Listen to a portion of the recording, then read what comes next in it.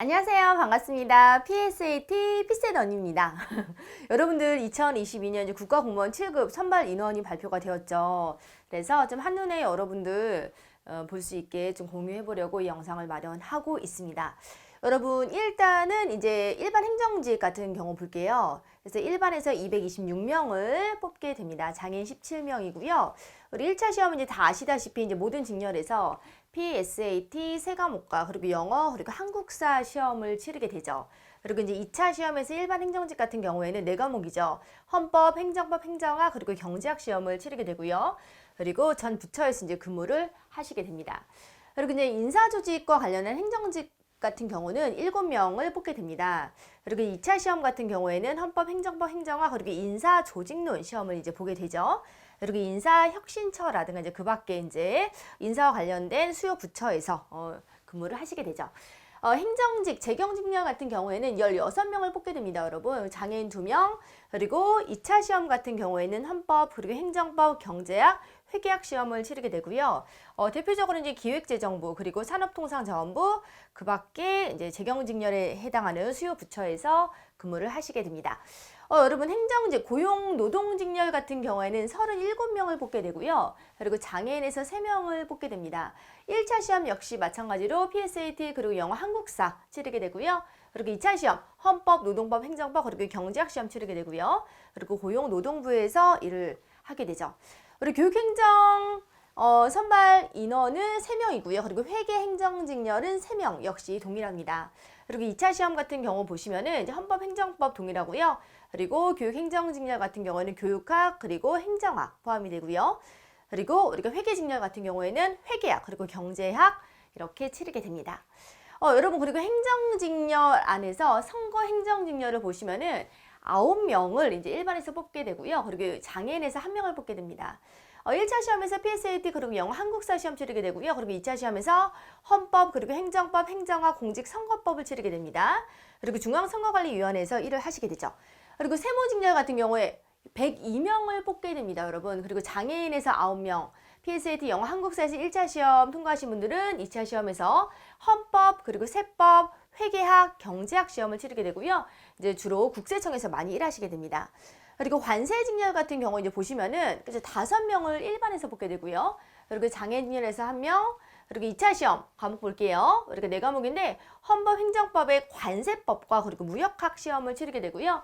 관세청에서 주로 이제 근무하시게 됩니다. 여러분 통계직렬 볼게요. 16명 뽑게 되고요. 그리고 장애직렬에서 우리가 2명 뽑게 됩니다. 그리고 헌법, 행정법, 통계학, 경제학 시험으로 2차 시험을 치르게 됩니다.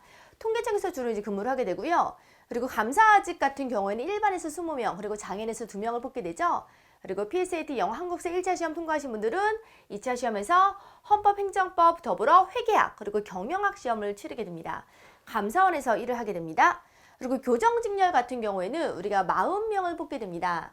그리고 PSAT 영어 한국사 시험 치른 분들은 우리가 헌법, 교정학, 그리고 형사소송법, 그리고 행정법 시험으로 2차 시험을 치르게 됩니다. 법무부에서 소속되어 일을 하게 됩니다. 그럼 보호직렬 같은 경우에 5명, 그리고 헌법, 형사소송법, 심리학, 그리고 형사정책 시험을 치르게 되고요. 법무부 근무하시게 되죠. 검찰직 같은 경우에는 10명을 뽑게 됩니다. 그리고 PSAT 영어 한국사 시험에서 1차 시험 통과하신 분들 2차 시험으로 헌법, 형법, 그리고 형사소송법, 행정법 시험 치르게 됩니다. 검찰청 소속으로 일을 하게 됩니다. 그리고 출입국 관리직 같은 경우에 2명 뽑게 됩니다. 그리고 이제 헌법, 행정법, 더불어 국제법, 그리고 형사소송법 시험 치르게 되죠. 여러분 공업직 같은 경우에는 24명이고요. 공업직 안에서도 뭐 일반 기계, 뭐 전기, 화공 이렇게 나누어지는데 일반 기계가 가장 많이 이제 뽑고 있습니다.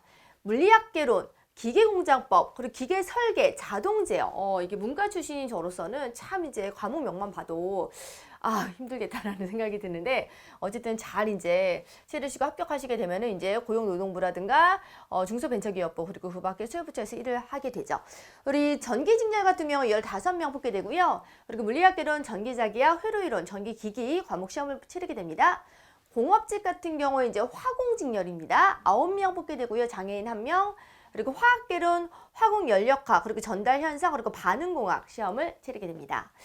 여러분 일반 농업직렬 5명, 그리고 장애인 1명입니다.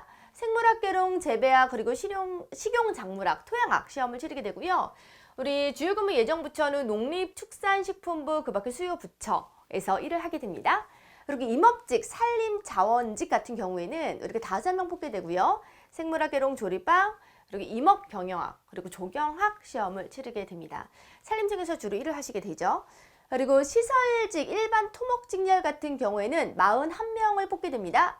그리고 3명이 장애인, 그리고 물리학개론, 응용역학, 그리고 수리수문학, 그리고 토질역학 시험을 치르게 되고요. 국토교통부, 그리고 해양수산부 등에서 일을 하게 됩니다. 여러분, 시설직 안에서 건축직렬 23명 뽑게 됩니다. 그리고 장애인에서 2명 뽑게 되고요. 물리학개론, 건축계획학, 그리고 건축구조학, 그리고 건축시공학 시험을 치르게 되고요. 국토교통부, 해양수산부 등에서 일을 하게 되죠. 그리고 방재안전직 같은 경우 6명 뽑게 됩니다. 그리고 장애인에서 1명, 그리고 재난관리론, 안전관리론, 그리고 도시계획, 그리고 방재관계법규 시험을 치르게 되고요. 행정안전부에서 주로 일을 하게 되죠. 여러분, 전산직 같은 경우에 48명 뽑게 됩니다. 전산개발직렬이고요. 그리고 4명이 장애인, 그리고 자료구조론, 데이터베이스론, 그리고 소프트웨어공학, 그리고 정보보호론 시험을 치르게 됩니다. 그리고 방송통신직 전송기술직렬은요, 14명이 이제 일반에서 이제 뽑게 되고요. 장애인 1명, 그리고 물리학개론, 그리고 통신이론, 그리고 전기자기학, 그리고 전자회로 시험을 치르게 되고요. 과학기술정보나 통신부에서 일을 하게 되죠. 외무영사직 준비하시는 분들 꽤 많더라고요. 23명을 일반에서 뽑게 되고요. 그리고 장애인 2명. 그리고 1차 시험 역시 PSAT, 그리고 영어, 한국사, 그리고 이제 필수 과목으로 헌법, 국제정치학, 국제법 시험을 치르게 되고 외국어 중에서 이제 하나를 선택해서 치르게 됩니다. 외교부 근무하시게 되죠.